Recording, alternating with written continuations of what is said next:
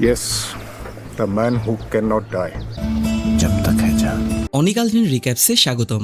আজকের গল্প জব তক হ্যায় জান, যেখানে প্রেমের প্রতিশ্রুতি ভাঙলে মৃত্যু নয় বরং জীবনের এক অদ্ভুত খেলা শুরু হয় যা ভাগ্যকে চ্যালেঞ্জ করে। কি হবে যদি একটা ভুল প্রতিশ্রুতি দুজনকে চিরকালের জন্য বেঁধে রাখে, কিন্তু একটা অপ্রত্যাশিত টুইস্ট সবকিছু উল্টে দেয়। দেখুন শেষ পর্যন্ত, কারণ এই গল্পের শেষে একটা সারপ্রাইজ আছে যা আপনার মন ছুঁয়ে যাবে। একটি ভয়ঙ্কর পরিস্থিতি, বোমা নিষ্ক্রিয় করার জন্য কাজ করছে মিলিটারি বম্ব স্কোয়াড। তখনই সেখানে আসে মেজর সামার, ভারতীয় আর্মির বোম ডিসপোজাল এক্সপার্ট, যাকে সবাই এক নামে চেনে এবং যিনি কখনোই বোমা নিষ্ক্রিয় করার জন্য সুরক্ষিত পোশাক পরেন না। সবাই তাকে বলে সেই মানুষ যে কখনোই মরবে না। খুবই দক্ষতার সাথে বোমা নিষ্ক্রিয় করে তিনি সেখান থেকে চলে যান। পাঙ্গো লেকের নীল জল ঝলমল করছে সূর্যের আলোয়, চারিদিকে উঁচু পাহাড়ের ছায়া। আকিরা রায় ডিসকভারি চ্যানেলের উদ্যমী ফিল্ম মেকার, তার চোখে উত্তেজনা। বন্ধুদের সাথে বাজি লেগে এখানে এসেছে গোসল করতে, কিন্তু পানি অতিরিক্ত ঠান্ডা যা তাকে টেনে নিয়ে যাচ্ছে নিচে। চিৎকার করে ওঠে সে, হেল্প, কেউ আছো? জলের ধাক্কায় তার শরীর অবশ হয়ে আসছে। হঠাৎ মেজর সামার আনন্দ তার শক্ত হাতে আকিরাকে ধরে টেনে তোলে কিনারায়। তার মুখে কোনো কথা নেই, শুধু শান্ত দৃষ্টি।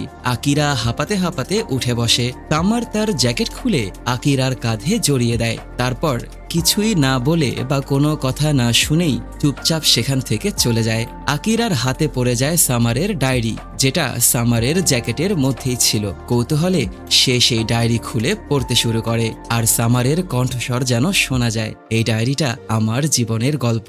সামার বিভিন্ন সময় বিভিন্ন কাজ করত। এমনই একদিন একটি চার্চের পাশে বরফ পরিষ্কারের সময় সামার একটি পরীর দেখা পায়। মেয়েটির নাম মীরা থাপার। সে এখানে এসেছে দোয়া করতে যেন তাকে দেখতে আসা ছেলে কোনোভাবেই যেন তাকে পছন্দ না করে। প্রথম দেখাতেই সামার প্রেমে পড়ে যায় মীরার। লন্ডনের ব্যস্ত রাস্তা, ট্রাফালগার স্কোয়ারের ফোয়ারার জলের ছলাৎ শব্দ। সামার আনন্দ একটা গিটার হাতে স্ট্রিটে গান গাইছে। তার চোখে স্বপ্ন, লোকেরা কয়েন ফেলে দিয়ে যাচ্ছে, কিন্তু তার মন অন্য কোথাও। সেখানেই মীরা প্রথম সামারকে দেখে যে ও খুবই সুন্দর গান গাইছে। সামার গাড়ি ওয়াশ করে, বাজারে কাজ করে, আরো অনেক কিছু করে থাকে। একটা লাক্সারিয়াস পার্টিতে সামার ট্রে হাতে ওয়েটারের কাজ করে খাবার সার্ভ করছে। সেখানে সে মীরা থাপারকে আবারও দেখতে পায় এবং জানতে পারে যে এটা মীরার এঙ্গেজমেন্ট পার্টি। পার্টি মীরার জন্য হলেও মীরার চোখে একটা শূন্যতা দেখতে পায় সামার। মীরা পার্টি ছেড়ে বাহিরে বসে থাকলে সামার বলে, আপনি খুশি না, সেটা আমি আপনার চোখে দেখতে পাচ্ছি। মীরা মিথ্যা বলে সেখান থেকে চলে যায়। পরের দিন মীরা সামারকে খুঁজে বের করে। 500 পাউন্ড দিয়ে বলে যে তুমি আমাকে গান শেখাবে। আমার বাবার রিটায়ারমেন্ট পার্টিতে গান গেয়ে আমার বাবার মন জয় করতে চাই আমি। সামার রাজি হয়, তবে টাকার বদলে নয়। সামারকে ইংরেজি শেখাবে মীরা। এই চুক্তি হয় ওদের মধ্যে। তাদের লেসন শুরু হয়, কখনো মুক্ত খোলা আকাশের নিচে পার্কে, তো কখনো লন্ডনের ক্যাফেতে। সামার আনন্দ অনেক সুন্দর ইংরেজি বলতে শুরু করে, কিন্তু মীরা ভালো গান গাইতে পারছে না। সামার বলে, তোমার মনের ভয় দূর করতে হবে, মন খুলে গাইতে হবে। তাই ওরা একটা আন্ডারগ্রাউন্ড ক্লাবে একত্রিত হয়, যেখানে মীরাকে কেউ চেনে না। সেখানে মীরা অসাধারণ নাচ নেচে সবাইকে তাক লাগিয়ে দেয়। এরপর সামার নাচের মঞ্চে যোগ দিলে ইশক সভা গানে তাদের শরীরের ছন্দ মিলে যায়। মীরার চোখে লজ্জা আর উত্তেজনা। সেদিন মীরা মন খুলে গান গায় এবং রাতে মীরাকে বিদায় দেওয়ার সময় সামার বলে যে ও মীরাকে ভালোবেসে ফেলেছে। মীরা অনেক অবাক হয়ে যায়, আর সামার মীরাকে চুমু দিয়ে সেখান থেকে চুপচাপ চলে যায়। আর মীরা ওর বাবার রিটায়ারমেন্ট পার্টিতে গান গেয়ে সবার মন জয় করে। মীরা বুঝতে পারে যে ও নিজেও সামারকে ভালোবেসে ফেলেছে। তাই মীরা আবারও সামারকে খুঁজে বের করে এবং সামারকে বলে যে মীরা ওর বাবার মন ভাঙতে পারবে না, কারণ মীরার মাও আরেকজনকে ভালোবেসে ওর বাবাকে ফেলে চলে গেছে। তাই মীরা সামারকে নিয়ে চার্চে চলে আসে এবং প্রতিজ্ঞা করে যে ওরা একে অপরের সাথে আর কখনোই যোগাযোগ করবে না। মীরার বিয়ের খবর পত্রিকায় শুনে ওর মা ওকে একটি বিয়ের শাড়ি এবং একটি চিঠি পাঠায়। সেই চিঠি পড়ে ওর মন গলে যায়। মীরা আবারও সামারের কাছে যায় এবং ওর সাহায্য নিয়ে নিজের মাকে খুঁজে বের করে। মীরার মা বলে, আমাকে ক্ষমা করে দিও। আসলে একটা মানুষ নিজে ভালো না থাকলে সেই মানুষ কখনোই অন্য কাউকে ভালো রাখতে পারে না। মীরা ওর মায়ের সাথে কথা বলে বুঝতে পারে যে ও সামার সামারকে ছাড়া কখনোই ভালো থাকবে না। দুজনের ভালোবাসার গভীর অধ্যায় শুরু হয়। একে অপরকে মন প্রাণ দেহ উজাড় করে ভালোবাসে এবং স্বপ্নের জগতে হারিয়ে যায়। যেদিন মীরা সিদ্ধান্ত নেয় ওর বাবাকে সামারের কথা বলবে, সেদিন হঠাৎ অ্যাক্সিডেন্ট হয় সামারের এবং ওর হার্টবিট বন্ধ হয়ে যায়। মীরা তখন রাস্তায় বসে কান্না শুরু করে, কি করবে বুঝতে পারছে না। ঠিক তখনই ও প্রার্থনা করে, হে ঈশ্বর, যদি তুমি সামারকে বাঁচাও তাহলে আমি সামারকে ছেড়ে দেব, কখনো সামারের কাছে যাব না, আমার বেঁচে যায়। আর মীরা ভেবে নেয় যে ঈশ্বর মীরার দোয়া কবুল করেছে, তাই সামারের সাথে আর দেখা করা যাবে না। মীরা চুপচাপ চলে যায়। কিছুদিনের মধ্যে সামার অনেকটা সুস্থ হলে মীরা ঈশ্বরের কাছে করা প্রতিজ্ঞার কথা সামারকে জানায়, আর সামার অনেক রেগে যায়। দুজন আলাদা হয়ে যায়।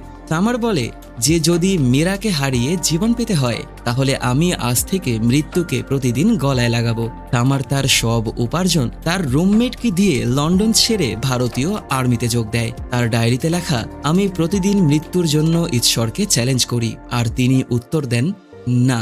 আকিরা সামারের ডায়েরি পড়ে কান্না করে ফেলে আর অসম্ভবভাবে সামারের প্রেমে পড়ে যায়। বর্তমানে কাশ্মীরের পাহাড়ি এলাকায় আর্মি ক্যাম্প। আকিরা ডিসকভারি চ্যানেলের হয়ে 2 সপ্তাহের একটি ডকুমেন্টারি শুট করার জন্য সামারের কাছে যায়। সামার একেবারেই গুরুত্ব দেয় না, কিন্তু আকিরা কোনোভাবেই পিছু ছাড়ে না। সর্বপ্রথম বোমাটি নিষ্ক্রিয় করার সময় একটুর জন্য আকিরা জীবন হারাতে নেয়, কিন্তু সামার ওকে বাঁচিয়ে ফেলে আর অনেক বকাবাদ্য করে অমনোযোগী হবার জন্য। আকিরা যতই সামারকে চেনা শুরু করে ততই মুগ্ধ হতে থাকে। আস্তে আস্তে আকিরার দুষ্টামি সামারের মনেও জায়গা করে নেয় এবং দুজনের মধ্যে বন্ধুত্বপূর্ণ সম্পর্ক গড়ে ওঠে। দেখতে দেখতে 2 সপ্তাহ চলে যায় এবং ডকুমেন্টারি শেষ হয়। আকিরা তখন সামারের কাছে ভালোবাসা প্রকাশ করে, কিন্তু সামার আকিরার মন ভেঙে দিয়ে বলে যে ভালোবাসা মানুষকে শুধু কষ্ট দেয়। আকিরা চলে আসে লন্ডনে এবং কিছুদিন পর সামারকে ফোন করে লন্ডনে নিয়ে আসে সেই ডকুমেন্টারির প্রিমিয়ারের জন্য। আকিরা আনন্দে আত্মহারা হয়ে গেলে একটি অ্যাক্সিডেন্ট ঘটার সময় সামার আকিরাকে বাঁচিয়ে নিজে ভ্যানে ধাক্কা খেয়ে মাথায় গুরুতর আঘাত পায়। হাসপাতালে সামার জেগে ওঠে ঠিকই, কিন্তু ও গত 10 বছরের সব স্মৃতি হারিয়ে ফেলে। ডাক্তার বলে এটা রেট্রোগ্রেড অ্যামনেশিয়া নামের একটি রোগ, যেখানে একটি মানুষ ব্রেইনে গুরুতর আঘাত পেলে আর আবারও সেই একই জায়গায় পুনরায় আঘাত পাওয়ার মাধ্যমে এর মধ্যকার ঘটে যাওয়া স্মৃতি হারিয়ে ফেলে। পুরনো 10 বছরের স্মৃতি মুছে গেছে সামারের ব্রেইন থেকে। সামার এখন তার পুরনো সেলফ, লন্ডনের যুবক, এবং সকাল সন্ধ্যা মীরার নাম ধরে ডেকেই যাচ্ছে। আকিরা মীরাকে খুঁজে বের করে। মীরা সবকিছু জেনে সামারের কাছে ফিরে আসে। হঠাৎ করে সামারকে সত্য বললে সামারের ব্রেইন ড্যামেজ হবার ভয় আছে, তাই মীরা সামারের স্ত্রী সেজে অভিনয় শুরু করে আর বলে ওদের বিয়ে হয়েছে 5 বছর হয়ে গেছে। সামারের চোখে অচেনা ভালোবাসা। সামারের হারানো স্মৃতি ফেরাতে একজন রিপোর্টার সেজে দিনরাত অনেক চেষ্টা করছে আকিরা। সারাদিন ওর সাথে থেকে আকিরা বুঝতে পারে যে সামার একটা হাসি খুশি মানুষ ছিল। সামারের যেই দিকটা মরে গেছে সেটা মীরাকে হারিয়ে। লন্ডন আন্ডারগ্রাউন্ডে হঠাৎ একটা বোমা খুঁজে পাওয়া যায়। তখন সামারের স্মৃতি ফেরা শুরু হয়। সামার বোমটি ডিফিউজ করে এবং তার স্মৃতি পুরোপুরি ফিরে আসে। সামার মীরাকে চার্চে ডেকে নিয়ে বলে, যেহেতু আমাদের বিয়ের স্মৃতি আমার মনে নেই, তাই চলো এখন আমরা আবার বিয়ে করি। মীরা তখন পিছপা হয়ে গেলে সামার বলে, আমি তোমাকে ছাড়া বেঁচে ছিলাম, আর কত অভিনয় করবে আমার সাথে। মীরা তখন কান্না করে দেয় আর সামার ওকে ফেলে চলে যায় সম্পূর্ণই নিজের পথে। একটা শেষ বিদায় নেয় আকিরার থেকেও। কাশ্মীরের উপত্যকায় ক্লাইম্যাক্স। সামার আবার বম্ব ডিফিউজ করছে। পাহাড়ের মাঝে টেনশন, তার হাতে ওয়্যার কাটার। সেখানে মীরা এসে পৌঁছায়, বলে জব তক হ্যায় জান তুম মেরে সাথ রহো। সামার বলে আমি তো বেঁচেই আছি তোমার অপেক্ষায়। বোম নিষ্ক্রিয় হয় আর আকিরা তার ডকুমেন্টারির মাধ্যমে পুরো পৃথিবীকে জানায় এই ভালোবাসার গল্প আর প্রেমের জয়। ধন্যবাদ অনিক আলভিন রিক্যাপসের সাথে থাকার জন্য। যদি গল্পটা ভালো লেগে থাকে তাহলে লাইক করুন, কমেন্টে আপনার মতামত জানান, সাবস্ক্রাইব করুন যাতে নতুন রিক্যাপগুলো মিস না করেন। পরবর্তী ভিডিও দেখার আমন্ত্রণ জানিয়ে এখানেই বিদায় নিচ্ছি। ধন্যবাদ।